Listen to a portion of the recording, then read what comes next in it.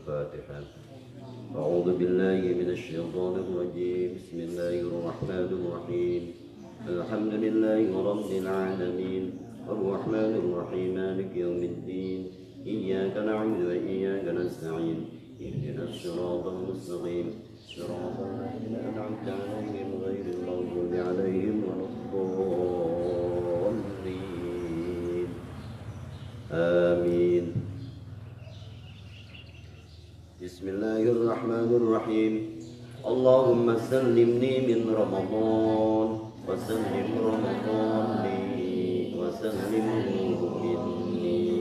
اللهم سلمني من رمضان وسلم رمضان لي وسلمه مني. اللهم سلمني من رمضان وسلم رمضان لي وسلمه مني.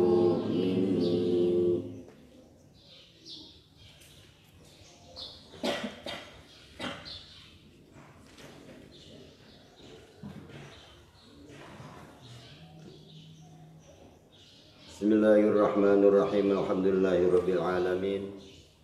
Wassalatu wassalamu ala asyrafil anbiya'i wal mursalin sayyidina maulana Muhammad wa ala alihi wa sahbihi ajma'in. Qala al-muallif rahimahullahu ta'ala wa nafa'a bihi wa bi'ulumihi amin.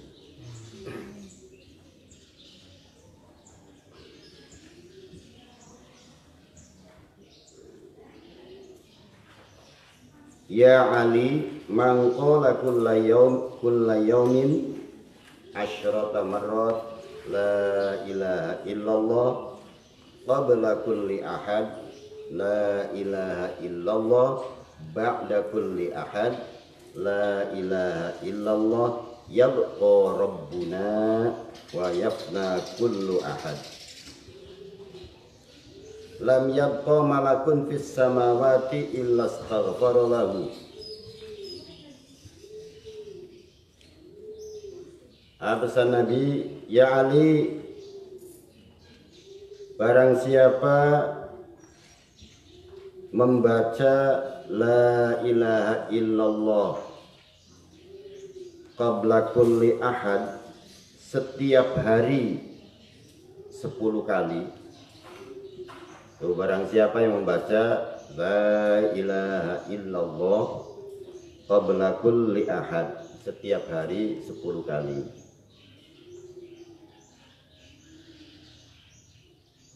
La ilaha illallah ba'da kulli ahad setiap hari 10 kali. La ilaha illallah yabqa rabbuna wa yafna kullu ahad setiap hari juga 10 kali. Nah itu jadi ada 3 kalimat. La ilaha illallah qabla kulli ahad, la ilaha illallah ba'da kulli ahad, la ilaha illallah yabqa rabbuna wa yafna kullu ahad. Nah itu dibaca setiap hari 10 kali. Kalau kita membaca itu setiap hari 10 kali, apa katanya? Lam yabqa malakun fis samawati, maka malaikat tidak tetap dalam langit itu illa astaghfara lahu, kecuali malaikat itu sepanjang masa bakal memohonkan pengampunan kepada Allah Subhanahu wa taala buat orang itu. Jadi kalau kita tiap hari membaca itu la ilaha illallah qabla kulli ahad, la ilaha illallah ba'da kulli ahad, la ilaha illallah yabqa rabbuna wa yafna kullu ahad, la ilaha illallah qabla kulli ahad, la ilaha illallah ba'da kulli ahad, la ilaha illallah yabqa rabbuna wa yafna kullu ahad.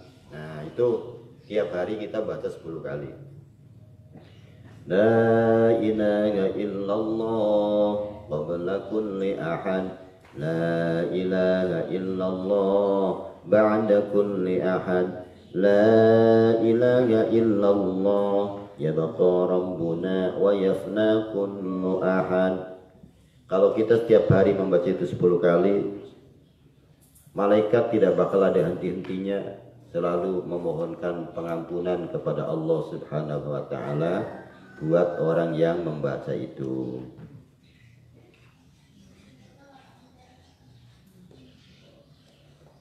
Ya Ali, man qala kulla yaumin, barang siapa yang mau membaca setiap hari, Allahumma barik li fil mauti wa fima ba'dal maut, lam yuhasibhullah bima fa'alahu fid dunya.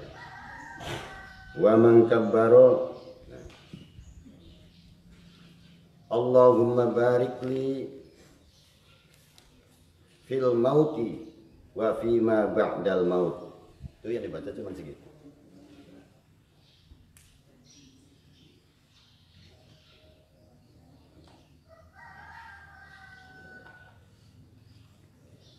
Allahumma barik li fil mauti wa fima ba'dal maut, lam yuhasibhu, maka Allah tidak bakalan menghisab bima fa'alahu fid dunya, Allah tidak bakalan menghisab orang itu apa-apa yang dikerjakan di alam dunia ini. Itu enak itu, ya. Ya sama seperti kalimat la ilaha illallah, itu kalimat yang paling sakti, kalimat yang paling hebat. Orang ratusan tahun gak iman, jadi orang kafir ratusan tahun. Begitu tinggal berapa hari lagi ngomong atau ngucap la ilaha illallah Muhammadur Rasulullah, udah tuh jadi itu.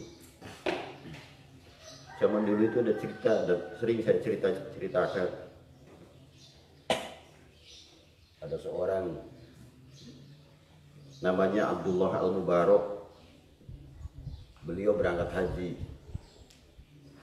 Begitu haji, pas lagi tawaf itu mimpi ketemu sama Kanjeng Nabi. Lagi tawaf mimpi ketemu sama Kanjeng Nabi. Terus Kanjeng Nabi nyatain salam. Abdullah Al-Mubarak, nanti kalau kamu pulang, aku titip salam ya, sampaikan sama Bahrum Al-Majus. Itu namanya Bahrum.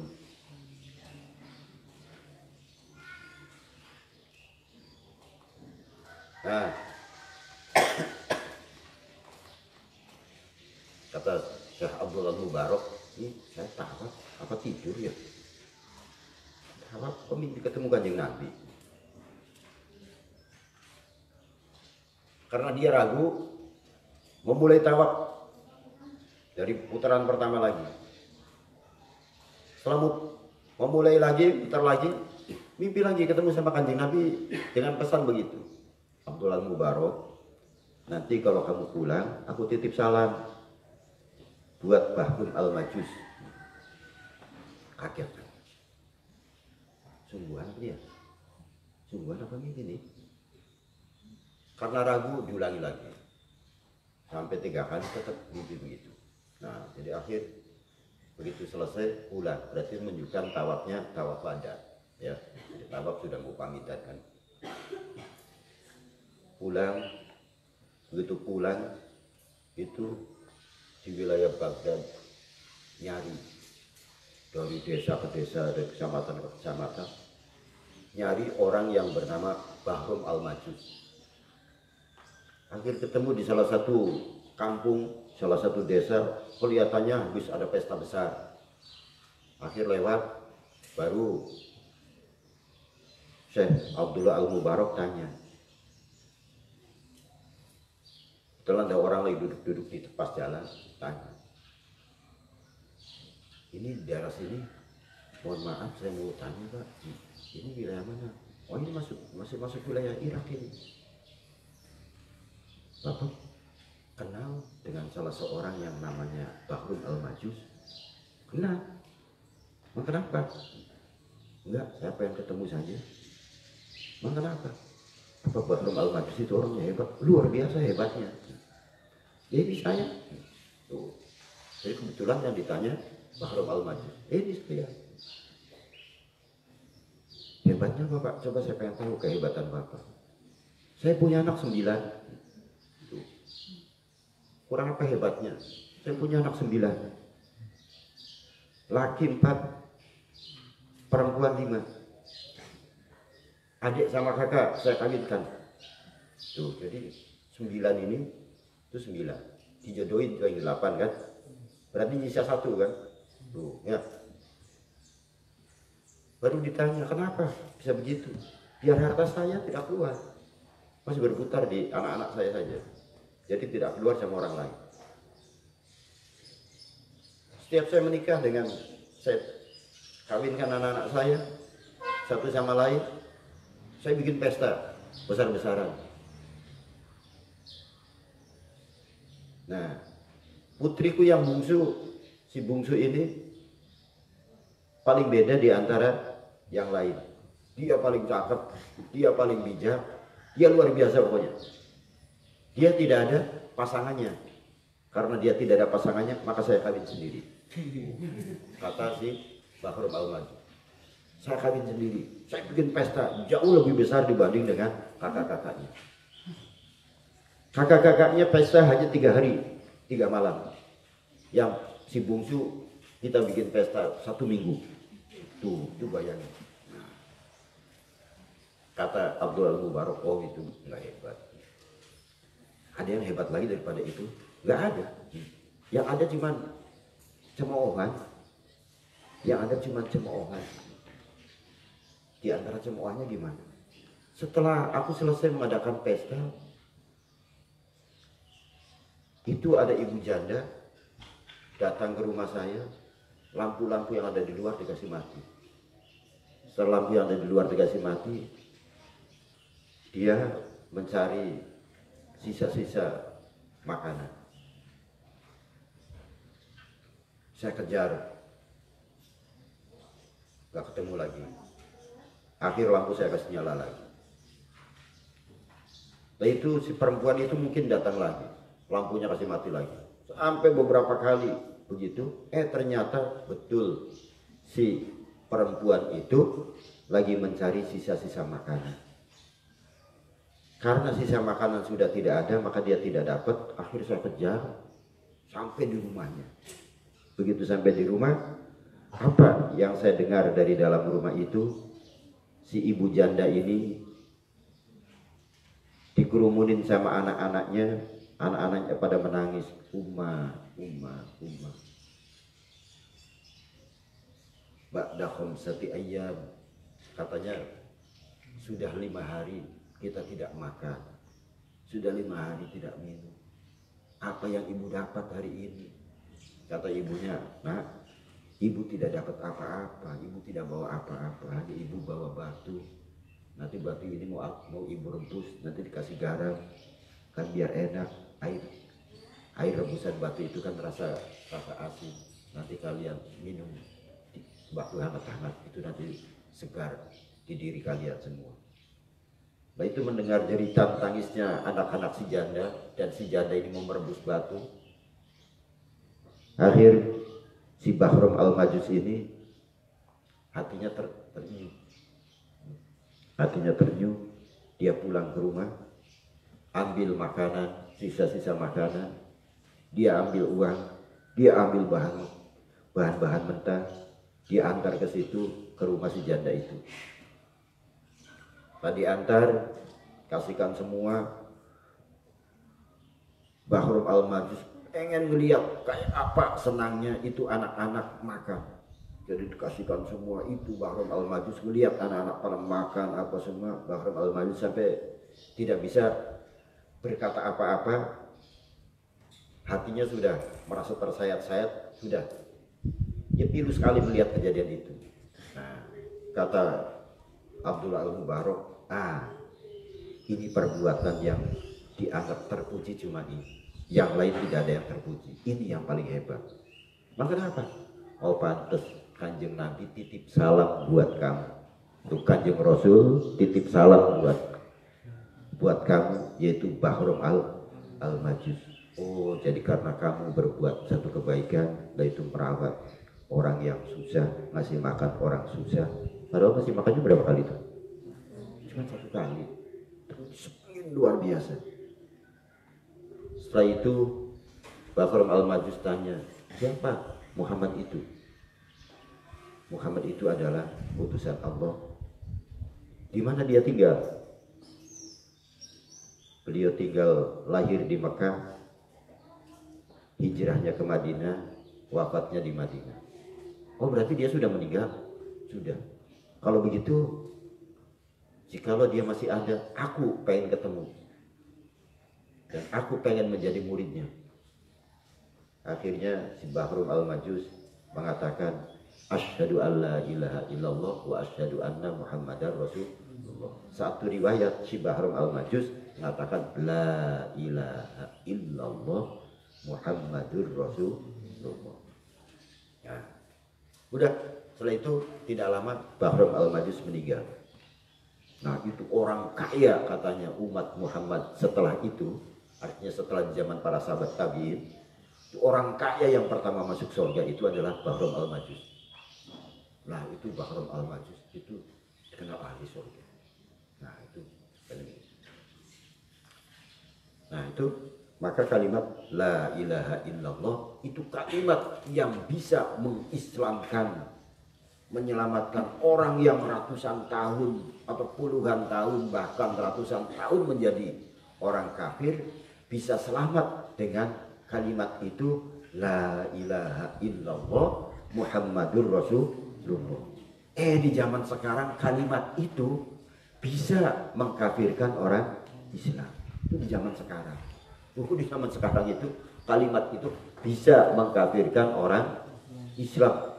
Sesungguhnya kalimat itu bisa mengislamkan orang-orang yang puluhan tahun menjadi orang kafir. Dengan mengucapkan kalimat itu bisa jadi Islam. Orang sekarang, lah itu kalimat itu bisa mengkafirkan orang Islam. Ya udah, nanti nyambung apa enggak terserah kamu. Tuh, yang sekarang itu pada bendera pada la ilaha illallah semua kan tulisan. Lu yang enggak ikut kafir sudah kan gitu. Orang kalimat itu bisa mengislamkan orang kafir. Nah, sekarang malah kalimat itu dibalik, mengkafirkan orang Islam. Nah, tuh ceritanya Bahrum al-Majus. Ya, maka belajar nanti, ya, terutama yang laki belajar, jangan menjadi perempuan harus pelit supaya bisa menjaga harta suamimu. Maka kamu seorang nggak boleh harus pelit supaya bisa menjaga harta suami kamu. Kalau kamu pengen berbagi sama itu, kamu cari usaha sendiri. Tuh. Ya dulu orang tua saya ngajarin begitu, kalau anak laki diajarin yang royal. Yang ini supaya kamu jadi orang yang senang sedekah. Giliran sama anak istri, jangan, kamu pelit aja supaya bisa jaga harta suami kamu. Itu orang tua saya dulu ngajarin begitu. Pantas yang perempuan pelit-pelit gitu.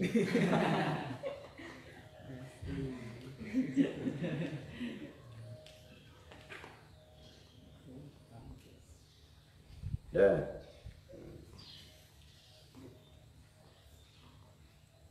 Itu hati-hati dulu ya.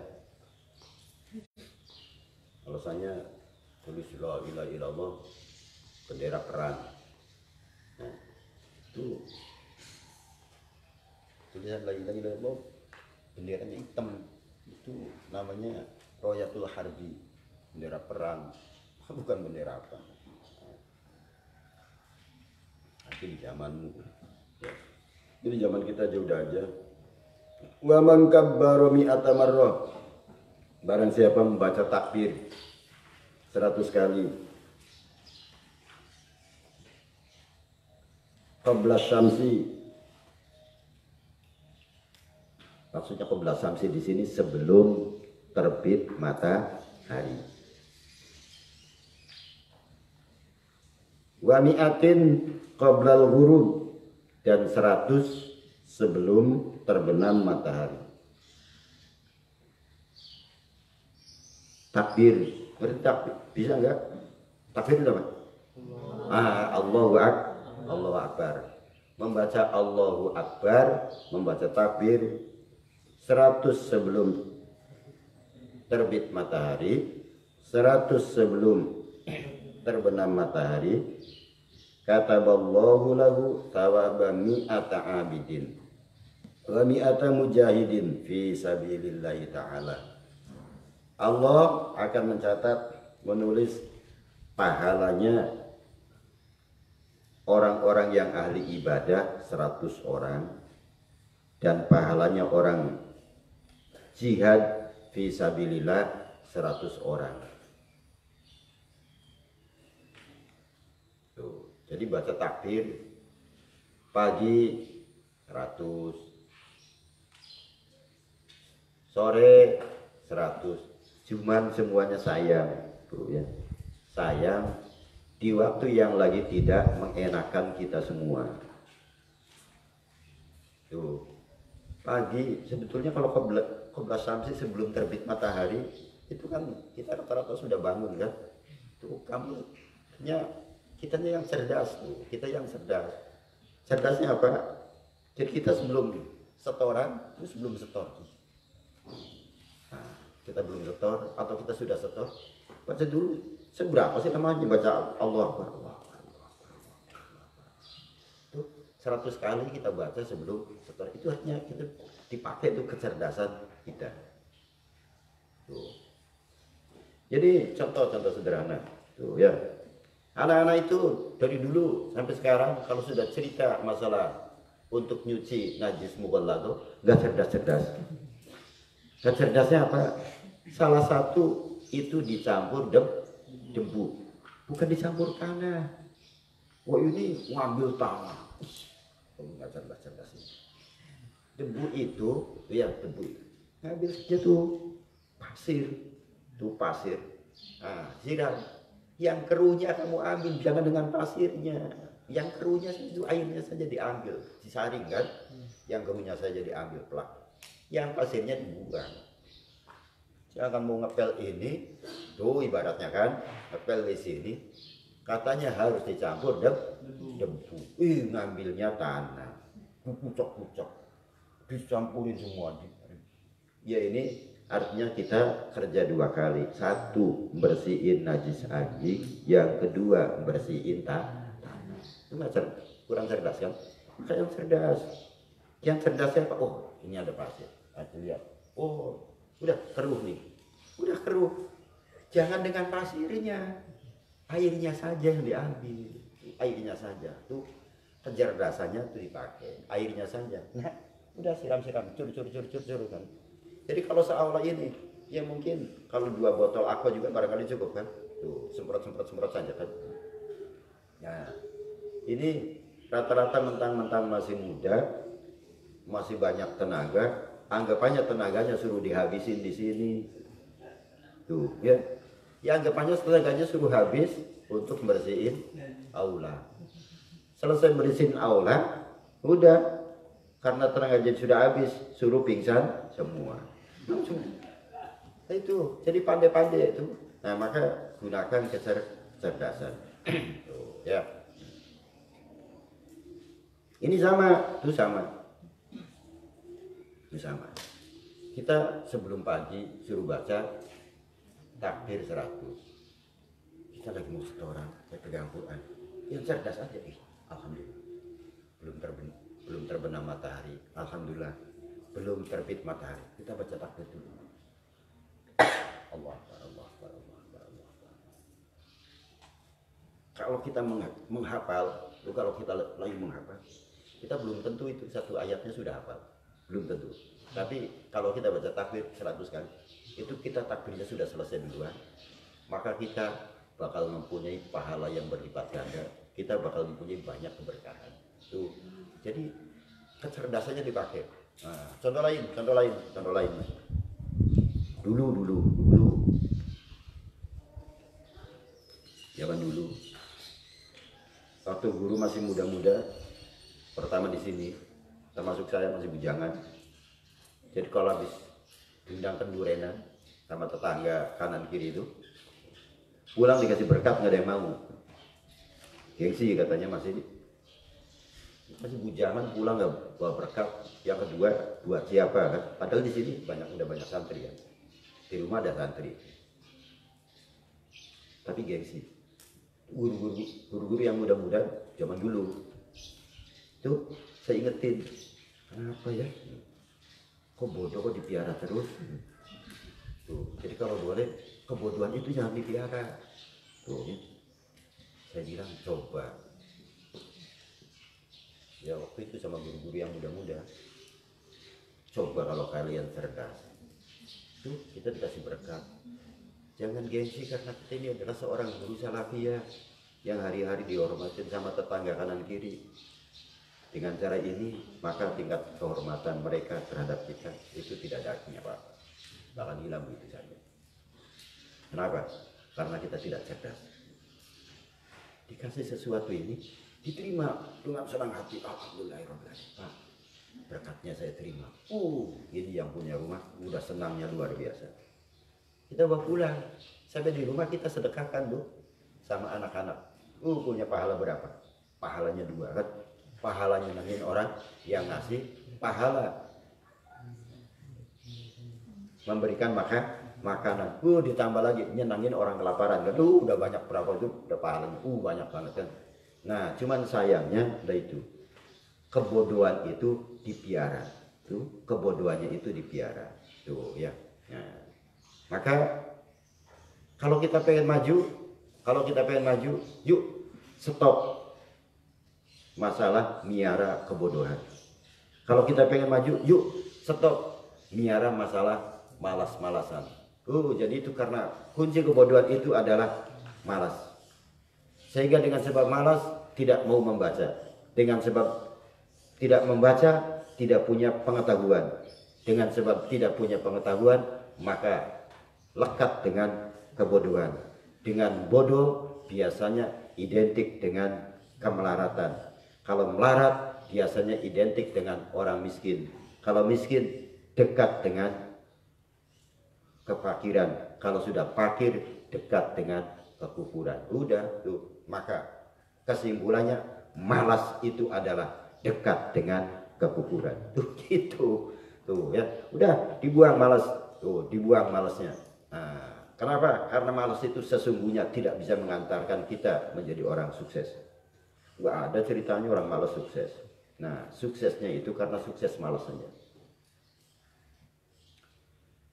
Tuh, yang cerdas, ya. Nah, maka contoh lain. Maghrib tuh di masjid kita biasakan baca itu. Daripada kamu pegang Quran, udah nih mau sebelum maghrib. Nah, kita baca, ada yang baca takbir, ada yang baca Quran dan seterusnya. Ke bawah semua, tuh ke bawah semua.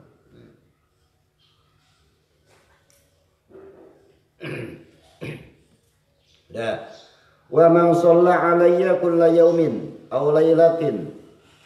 Barang siapa yang membaca sholawat kepada aku. Barang siapa yang membaca sholawat kepada aku, kata Nabi, kulla yaumin tiap hari aw lailatin atau tiap malam membaca mi'ata marrah 100 kali wajabat lahu syafaati, maka wajib bagi orang itu menerima atau mendapatkan syafaat dari aku. Nah, itu ya, wajib menerima syafaat dari aku. Nah, nanti insya Allah habis lebaran nanti mau saya tulis setiap hari Sabtu, nanti supaya setiap malam Sabtu ada sholawat baru setiap malam Sabtu, malam Minggu aja ya? Malam Minggu. Nah, nanti setiap malam Minggu saya tulis sholawat yang baru-baru. Nah, tiap minggu ada taman sholawat. Nah, kita hafalin masa satu sholawat 1 minggu nggak hafal kan? Nah, saya mencoba. Jadi pertama yang dibaca sholawat Ibrahimiyah. Itu yang paling utama kan sholawat Ibrahimiyah. Karena apa? Karena sholawat Ibrahimiyah itu adalah sholawat yang dibaca di dalam sholat. Salawat Ibrahimiyah yang kayak apa? Allahumma sholli ala wa ala kama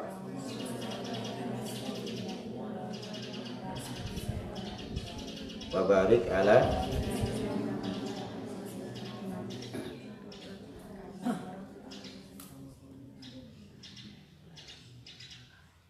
saya tahudus bini'am kalau malam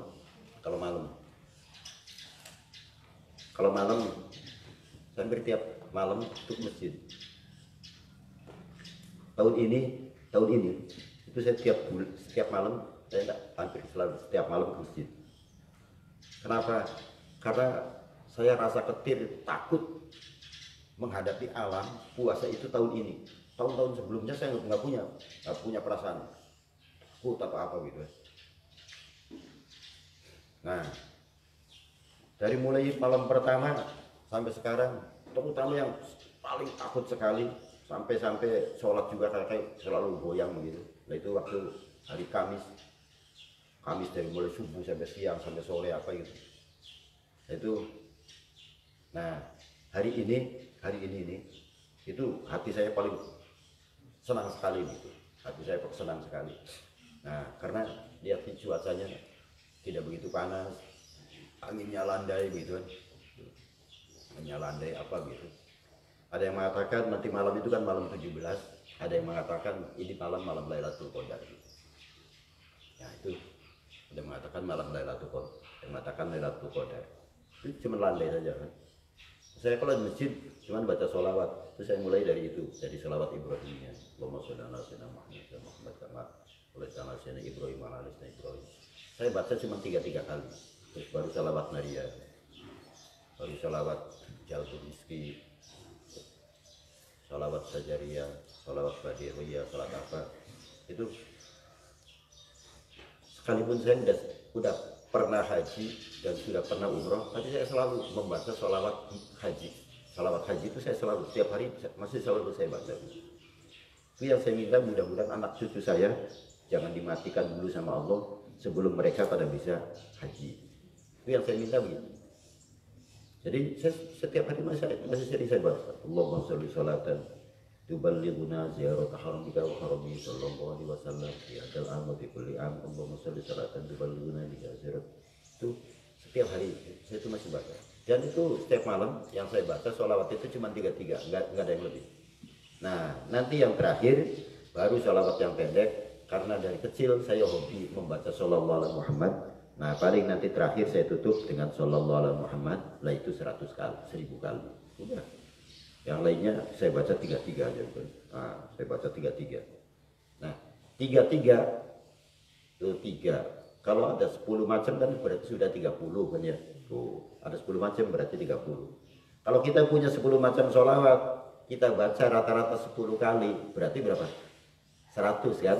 Nah kata di sini man sholla alayya kulla yaumin mi'ata marrah. Itu katanya tiap hari atau tiap malam 100 kali. Ya udah, maka kata Nabi wajabat lagu syafaati. Wajib bagi aku kata Nabi memberi syafaat.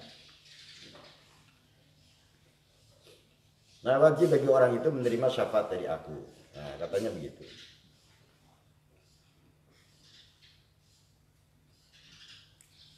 Wa kathratul istighfar, dan memperbanyak istighfar hisnul littaibina minan nar. Dan kita memperbanyak membaca istighfar itu adalah merupakan satu benteng, satu penjagaan dari api neraka.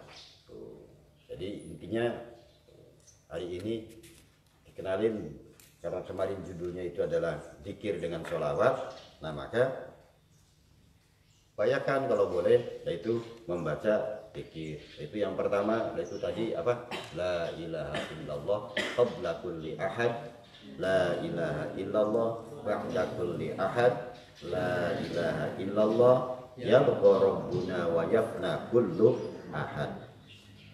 Nah, itu dibaca berapa kali? 10 kali. Itu Tuh padahal murah tuh penawarannya kan Kanjeng Nabi itu murah banget kan. Tuh kasih penawarannya berapa tuh? Oh cuma 10. Tuh ya. Tuh penawarannya cuma 10. Kemarin penawaran istighfar cuma 25. Kapan itu? Nanti hari Kamis. Tuh kayak ditantangnya kan setiap hari itu berarti paling tidak kalau hari Kamis tuh kan begitu. Kita pakai yang cerdas lagi kan. Kalau hari Kamis kita kalau istighfar jangan kurang dari 5 kali kan begitu ya. Sholatnya satu hari satu malam berapa kali? 5. Nah 5 kali 5. Oh cerdas kan? Tuh begitu. Saya lu sibuk kalau mau baca 25 belum ngarit, belum nanam, belum ngupas jagung, belum ini. Pakai kecerdasannya. Oh, karena ini hari Kamis, aku baca istighfarnya subuh 5, duhur 5, asar 5, maghrib 5, isya 5. Oh, pas berarti 25. Kalau memang itu gimana? Ya sudah, mudah-mudahan masuk kategori di situ, yaitu bahwa kita dicatat sebagai kekasihnya Allah. Bukan begitu. Nah, contoh lain, banyak pak itu bikin tuh yang cerdas. Maka itu yang menyebabkan kita bisa cerdas, bisa mudah mencari jalan keluar.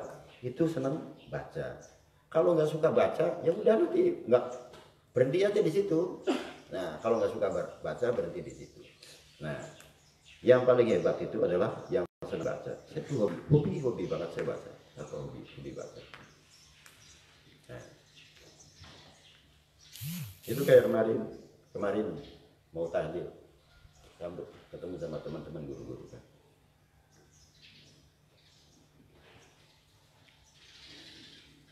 Kalau sekarang lagi musim corona ini, sholat Jumat suruh di rumah diganti dengan sholat zuhur karena waktunya waktu. Kalau Jumat itu waktunya asar mungkin digantinya dengan ya masa waktu asar gantinya zuhur kan ya. Nah karena waktunya asar maka diganti dengan sholat asar.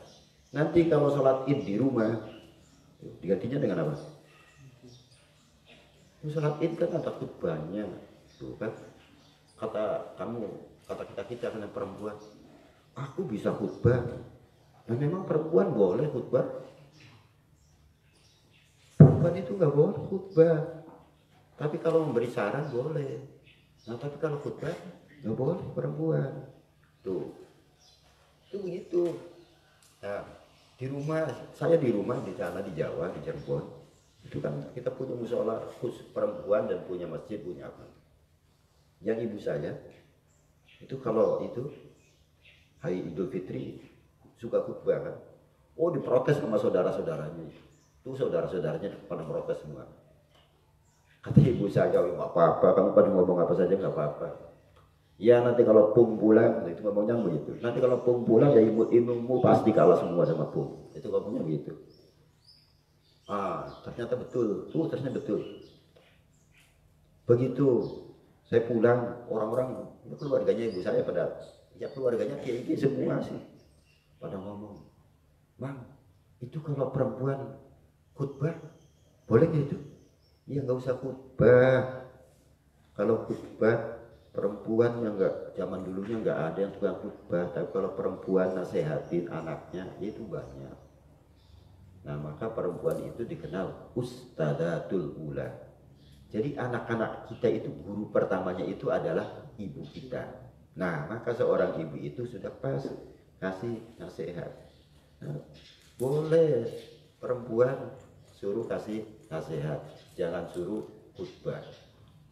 Terus apa kata ibu saya? Tuh kan ilmunya kan ada papanya kan dengan Pung. Itu ibu saya ngomongnya ceplos-ceplos gitu. Ada papanya sama Pung ini. Nah itu. Jadi saya punya semboyan begitu dari dulu. Dan saya menitipkan sama anak-anak saya begitu. Kalau pinternya bapak ini segini, terus kamu, Dede, saya manggil jangan Dede. Kalau kamu pinternya sama seperti bapak, ya inilah awal kegagalan bapak mendidik kamu. Kalau pintermu abung sama seperti bapakmu segini, ya sudah, itu awal kegagalan bapak mendidik kamu. Tapi kalau pintarmu itu lebih dari bapak, lah itu adalah awal keberhasilan bapakmu mendidik kamu. Yo, iya, jangan dikira kita ini di sini pada sekolah semua kan. Tuh, sekolah nyuruh siapa? Kepala desa. Hah? Yang nyuruh sekolahmu di sini itu kepala desa Pak Camat? Hah? Orang tua kan? Tuh orang tuamu yang nyuruh. Artinya itu orang tuamu lagi tanam saham sama kamu kan? Tuh orang tua kita tanam saham sama kita. Tuh kan? Saya tanya dari yang paling depan. Ibumu dulu sekolahnya apa? SMA apa SD apa sarjana 4 atau sarjana 5? Hah? SMA? Hah?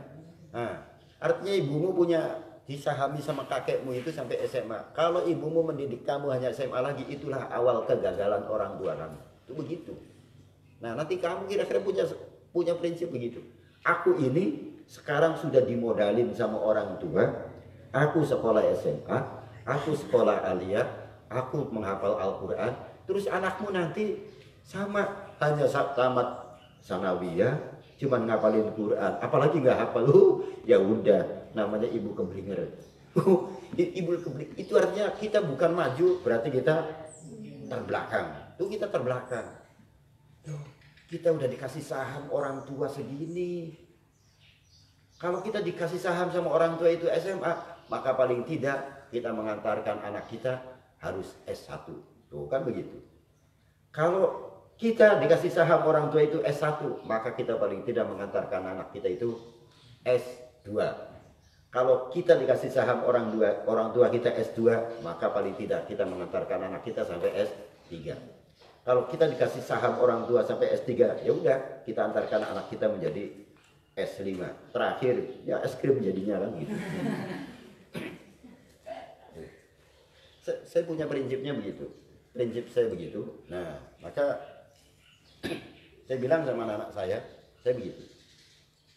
Kalau kepandaianmu, kepintaranmu hanya sama seperti bapakmu, itulah awal kegagalan bapakmu mendidik kalian.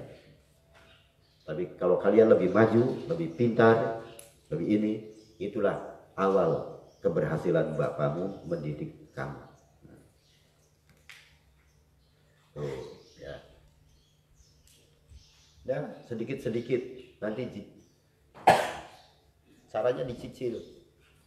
Itu kata Nabi di hadis yang lain seperti disebutkan di Adhkarun Nawawi. Kita mendengar ini tuh, la ilaha illallah, mendengar istighfar, mendengar apa. Hatinya itu tunggu. Ya Allah, mudah-mudahan aku bisa mengamal. Tuh, hatinya tuh tunggu. Ya Allah, mudah-mudahan aku bisa mengamalnya. Aku bisa membaca, aku bisa melaksanakan. Walau satu umur hanya satu kali, walau hanya satu kali juga, minimalnya begitu mendengar, pengen bisa menghafal. Nah, sama ya, saya contohin. Maka saya kalau jalan sama supir, siapapun yang nyupirin saya, kalau di jalan lihat itu saya kasih unjuk. Itu di sana mau ke Lambung itu sana setelah tahu sana itu. Yang kesininya mau ke SPB atau apa kan, itu juga ada yang kiri jalan, ada rumah bagus itu, kiri jalan ada rumah bagus, tapi sekarang di belakangnya ada walet, jadi udah nggak bagus sekarang. Dulu waktu pertama itu lagi dibikin, karena yang kerja itu orang Jawa, saya turun di aspal sih enggak, nah, cuman saya ajak berhenti, yuk berhenti di sini, tuh lihat. Kata kalian bagus apa enggak? Orang-orang yang ada di dalam mobil. Bagus. Nah, kalau bagus kamu berdoa, ya Allah, mudah-mudahan aku atau anak cucuku satu saat bisa dikasih rezeki yang banyak agar bisa membuat rumah lebih bagus daripada itu. Kalau semua sepanjang jalan saya melihat ada sesuatu yang sangat hina, kalaupun rumah-rumah yang sangat reot sekali, yang jelek sekali, itu biasanya supir atau siapa saya ajak berhenti. Tuh, berarti dulu di sini berdoa. Ya Allah, mudah-mudahan anak cucu aku, naudzubillah, mudah-mudahan jangan dikasih musibah, ujian seperti orang ini sampai tidak bisa bikin rumah, tidak bisa bikin apa. Tuh. Jadi kalau melihat yang baik, Itu tafaulan berdoa mudah-mudahan kita dikasih rezeki oleh Allah yang lebih supaya bisa lebih begitu. Lihat yang lebih susah ya juga kita bermohon pada Allah mudah-mudahan anak cucu saya jangan sampai dikasih yang semacam ini. Ya saya terhadus bini saya setiap melihat kari itu berdoa mudah-mudahan anak cucu saya jangan ada seperti dia. Jadi bukan kalau kita melihat dia jadi cemoohan kita jangan. Tuh kita berdoa mudah-mudahan kita sampai anak cucu kita jangan sampai seperti dia.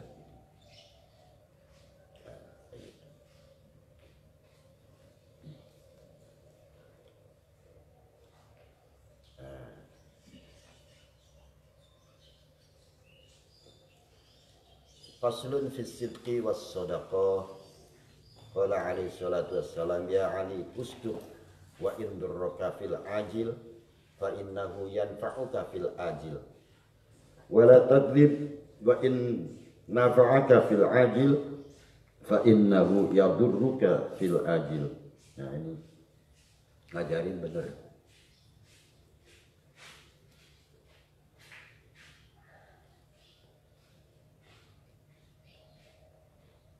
Hai Ali, kata Nabi, usduk, belajarlah kamu jadi orang yang benar. Jadilah kamu orang yang benar. Jadilah kamu orang yang jujur. Kata orang Jawa, jadilah kamu orang yang teman. Teman itu artinya sungguhan yang benar. Wa in durraka fil ajil, sekalipun membahayakan buat kamu.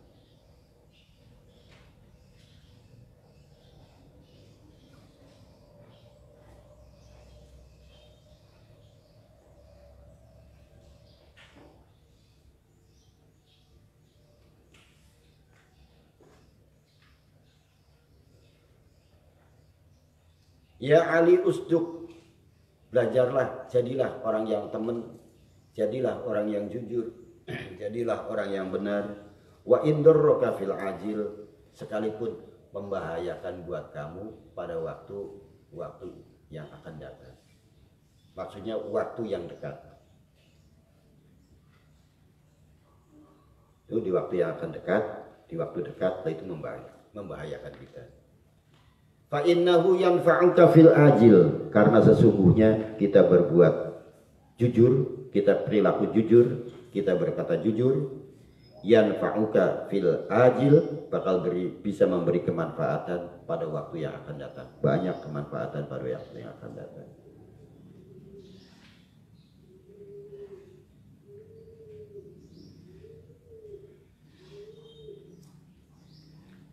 Wala takdzib, dan janganlah kamu berbohong. Wa in nafa'aka, sekalipun memberi kemanfaatan fil ajili pada waktu ini, fa innahu yadurruka fil ajil, sesungguhnya akan membahayakan di waktu yang akan datang. Kalau kita berbuat bohong sekalipun di saat sekarang itu adalah tidak berbahaya, ada manfaat di waktu sekarang, tetapi di waktu yang akan datang kebohongan itu bakal membahayakan kita sendiri.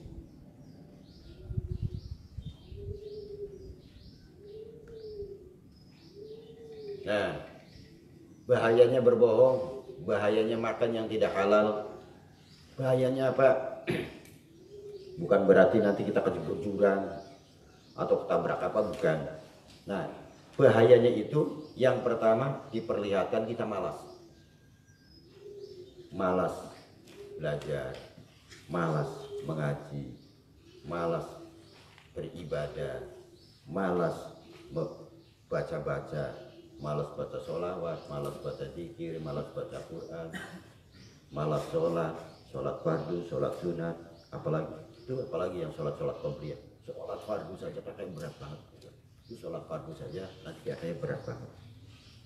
Nah maka itu kalau boleh itu gambaran yang pernah saya kasih gambaran itu diingat-ingat tuh. Kalau kita sholat fardu itu kita sholat fardu gambarannya kayak kemarin tuh.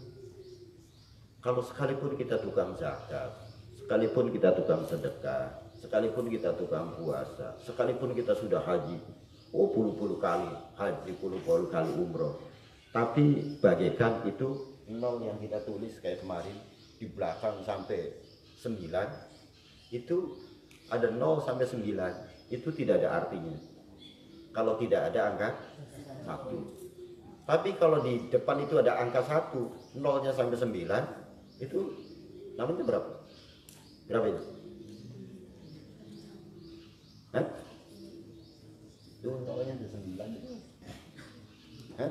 Kalau 0-nya 9 berapa itu? Hah? 1 triliun. Ya udahlah. Apalagi uang, itu angkanya aja susah.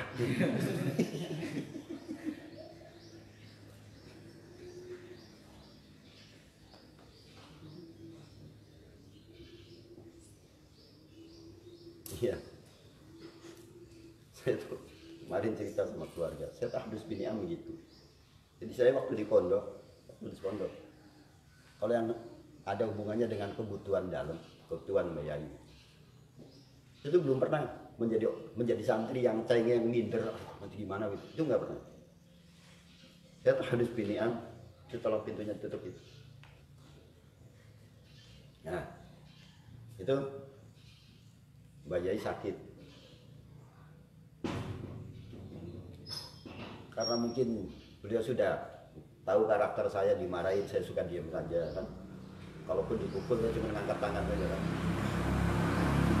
Itu kalau kamu dimarahin, ya kamu dimarahin guru, dimarahin siapapun kan, orang tua. Kamu lawan, kamu mau ajak berantem sama gurumu. Kalaupun kamu menang gak jagoan, kan begitu. Kalaupun menang gak jagoan, kalah maluin kan. Tuh, arti maulinya apa? Kalah kita sudah pasti dicap murid yang bandel, menang apalagi. Udah, mau coba mau apa? Ya udah macam mendingan diem aja. Saya tahdus biniam, itu mungkin beliau sudah tahu karakter saya. Saya kalau dimarahin, saya cuma ngangkat tangan saja. Mudah-mudahan berkah. Sudah itu saja. Sama sekali tidak ada yang membakas di hati itu, sama sekali. Udah, yang ada cuman itu permohonan saja, mudah berkah. Sudah cuman itu saja. Udah, jadi sehingga waktu beliau mau berangkat ke rumah sakit, itu yang bujuk saya dan ibu Nyai nanya, rumah sakit yo? Enggak. Terus tanya lagi, rumah sakit ya? Enggak. Rumah sakit toh, sampean sakit es parah. Gue sampean golek konsone sopo.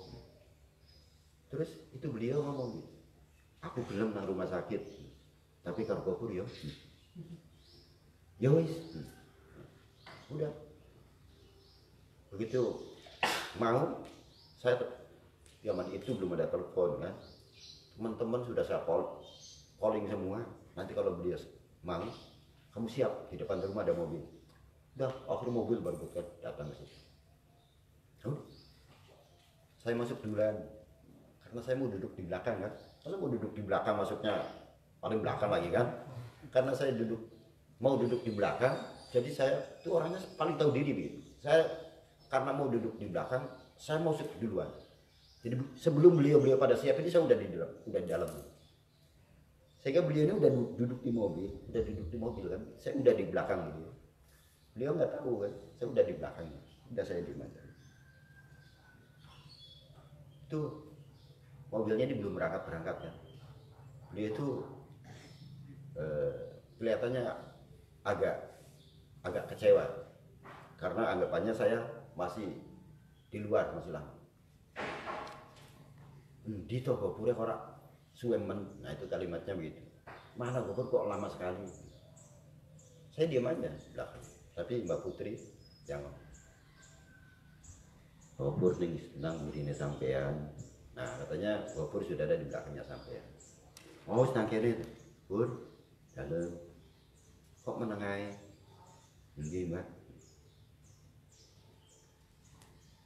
Makat yo dalam jenengan Mbak. Udah. Jadi saya nggak bisa bahasa Jawa, tapi saya berusaha. Ya saya berusaha, saya bisa-bisain aja kan gitu. Ya bayangin cerita zaman dulu ya. Ini bulan puasa sama ceritanya juga sama bulan puasa. Karena saya awal cikal bakal mau lebaran di Jawa Timur, itu saya sama orang Jawa Timur saya belajar sungkem kan. Tuh jalannya kayak apa. Nah, nanti kepalanya ini merunduknya seberapa kan. Itu saya itu belajar itu sama teman-teman orang Jawa Timur. Cuman teman-teman nganggapnya saya ini tukang bercanda, itu ngajarnya sama sambil bercanda juga kan. Wah, jadi senang. Wah, udah nggak bener nih, udah nggak bener. Kalau bercanda itu sampai itu belajar. Nah, itu belajar kan. Ternyata ada tamu beliau itu orangnya serius ngajarin. Nah, saya mau diajarin. Nah, itu nanti kalau mau sungkem sama Mbah lebaran kira-kira gimana? Kamu datang di depan pintu, kamu sudah duduk begini. Nah, terus itu kamu merangkak tangan dulu baru sikil. Nah, kita di sana jalannya begitu tuh. Nah, kalau kamu di sini gimana? Begitu kan? Itu beda dengan kita tuh pelan sekali. Nah, setelah itu, nah ya udah baru matur dalam keparang matur wonten pengerso panjenengan dalem. Bisa enggak kira-kira? Nah, dan setelah itu beliau berangkat ke rumah sakit karena beliau sakit prostat. Beliau itu sukanya, senangnya sama saya itu begitu. Nah, sama Mbak Putri itu beliau masih ada malu-malu begitu kan, sama Mbak Putri sama garwannya. Beliau nanya saya, "Gur, boten dawuh sampean lho apa?" Terus saya jawab, "Sampean lho apa? Beto gendul, Mbak." Alhamdulillah. Itu sampai segitunya tuh. Mbak Yai tanya, "Kamu kesini naik mobil dengan sini bawa apa?" Saya bilang saya bawa botol. Beliau itu senang. Artinya saya itu ngerti, dianggap sama beliau itu saya ngerti kebutuhan beliau karena beliau kan lagi sakit prostat. Yang namanya orang sakit prostat sering kencing kan. Jadi saya bawain botol. Siapa tahu di jalan pengen buang air kecil, itu ada botol kan. Itu beliau senang, itu senang sekali. Nah, kenapa nggak pispot? Ya di kampung mau pispot apa? Pakai bambu apa? Nah, itu ya saya bawain botol kan. Beliau senang banget. Begitu sampai di Gresik, ternyata beliau bertahan nggak buang air kecil. Saya di Gresik, saya ajak turun. Nah, udah, katanya, udah kencing dulu, biar pinggangnya ini istirahat dulu. Nah, duduk di sini sebentar, nanti pinggangnya saya pijitin dulu. Udah, pijit-pijit apa, habis itu baru berangkat lagi ke rumah sakit. Sampai rumah sakit selesai, sudah mau pulang, beliau ngomong, "Anakku kabeh ngene sing usaha." Katanya anak-anaknya belum ada yang punya uang, anak-anaknya nggak ada yang usaha. Kok sopo sing bayari rumah sakit itu? Itu kata dia begitu. Siapa nanti yang mau bayarin di rumah sakit? Kula, Mbah. Itu saya jawabnya begitu, saya yang mau bayar. Terus beliau tanya, "Sampai ada duit?" "Gak ada, Mbah." "Insya Allah gak ada, Mbah." Padahal jangankan saya untuk membayar rumah sakit 10 juta, untuk beli rokok 1 batang pun saya sama nggak punya gitu. Tapi dengan pedenya, rasa tanggung jawab sama Mbak Yai itu sampai segitu. Padahal untuk beli rokok 1 batang pun saya nggak mampu itu. Untuk beli rokok 1 batang itu saya nggak mampu. Tapi karena beliau menyampaikan begitu, siapa yang mau bayarin di sini di rumah sakit? Saya jawab, "Saya, Mbak." "Bapak kamu punya uang?" "Insya Allah saya punya, Mbak." Tapi dibalik itu saya rasa minder nanti cari uangnya di mana. Nggak pernah pikiran sampai ke sana. Yang jelas saya yakin saya bakal bisa membayarin beliau. Udah, yang penting beliau pulang saja dulu. Jadi saya ngomong sama pihak rumah sakit, sudah, yang penting kasih kita keluar dulu, lain titip. Nah, ini ada uang sedikit, titipannya ini. Besok atau lusa saya balik lagi ke sini. Itu dengan izin Allah, waktu itu zaman itu bayarnya sudah hampir 30 juta. Zaman itu, apalagi kalau zaman sekarang tuh. Zaman itu. Saya bilang saya yang mau bayar. Nah, begitu beliau sudah ajak keluar dari kamar, saya mau cari taksi. Di depan rumah sakit sudah banyak itu sedan-sedan yang mobil yang bagus-bagus pada parkir di situ. Semua ngampirin, Gus, pulangnya pakai mobil saya aja. Baru beli, Gus. Baru ngambil tadi karena mendengar Mbak Yai hari ini mau keluar, saya ambil mobil di dealer tadi pagi.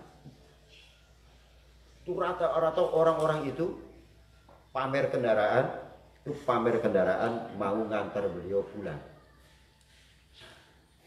Jadi akhir saya ngomong,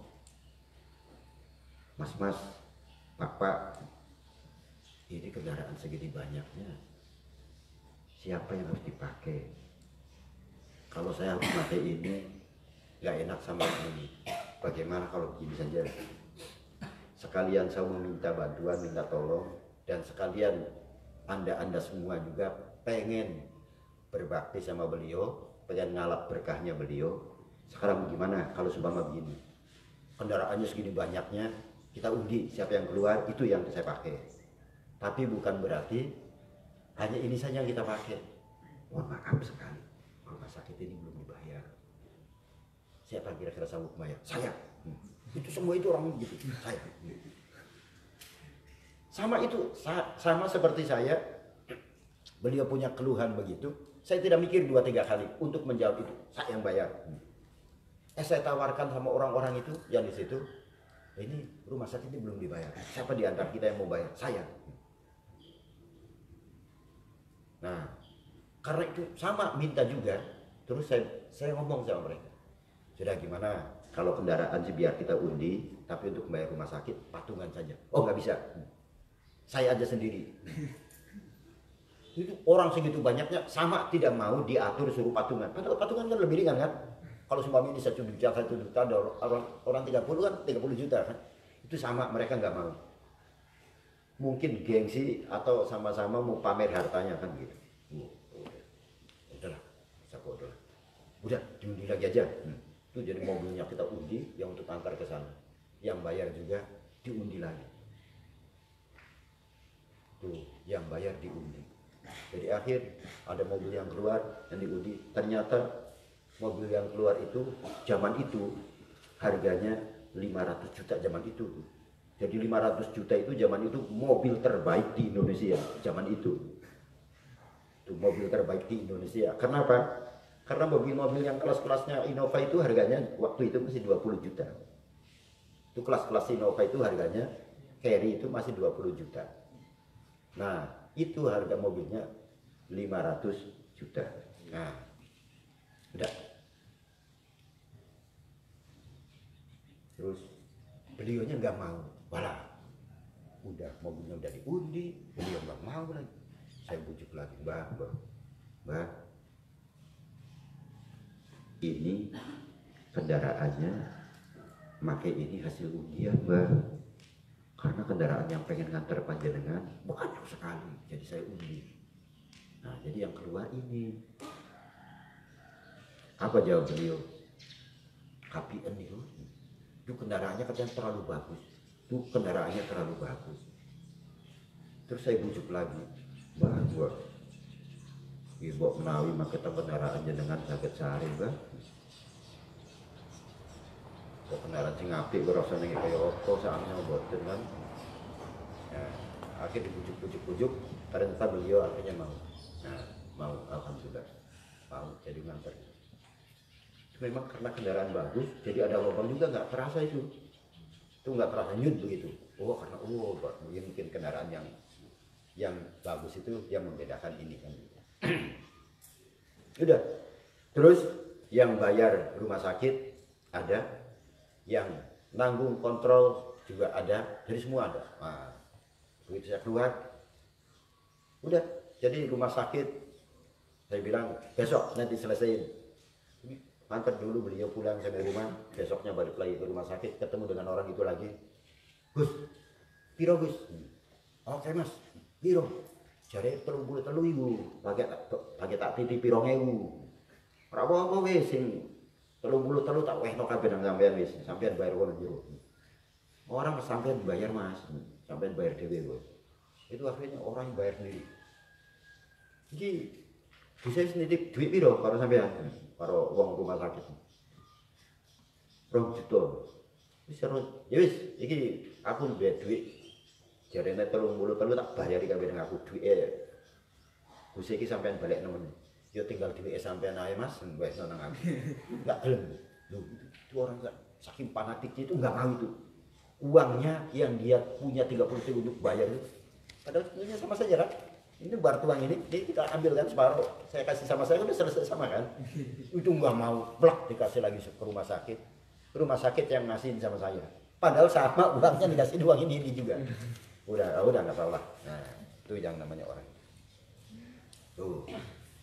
Ya. Nah, maka belajar.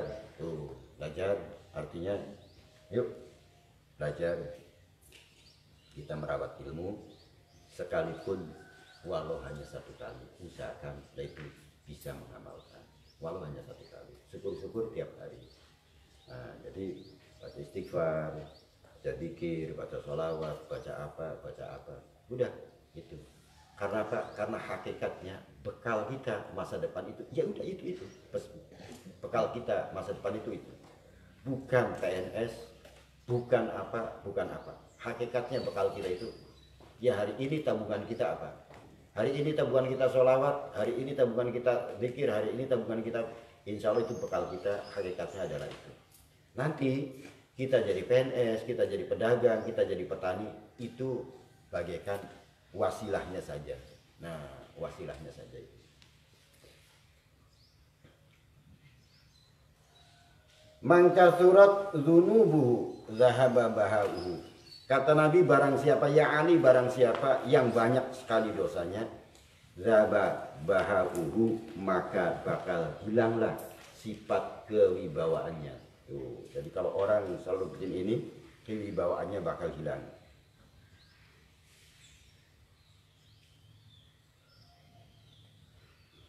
Ya Ali, wallahu a'lam bishawab.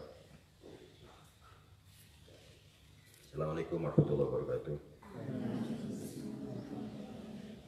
Waktunya lewat lebih banyak. Mohon maaf. Biasanya nggak pernah lewat. Ini lewat sampai 11 menit. Assalamualaikum.